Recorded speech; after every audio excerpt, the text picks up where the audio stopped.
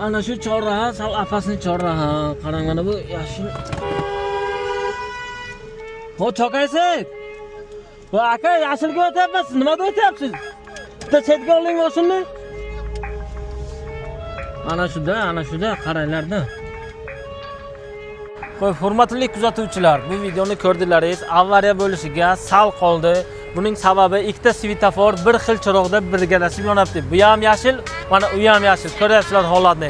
Ana shunday hollarda ko'pincha bu yerda avariya bo'ladi. Bu ko'cha haqida aka siz nima deysiz, Bekzod akam?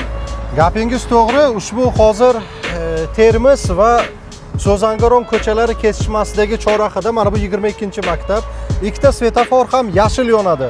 Bu svetoforlar o'zi yo'l harakat xavfsizligini ta'minlab va transport vositalarini tartib bilan o'tishini ta'minlash kerak, lekin harakat xavfsizligiga tahdid soluvchi holatlardan biri. Shuning uchun Samarqand viloyati jamoat xavfsizligi xizmati yo'l harakat xavfsizligi boshqarmasining mas'ul xodimlaridan mana shu chorrahani svetoforni tartibga keltirishlarini so'rab qolgan bo'lardik.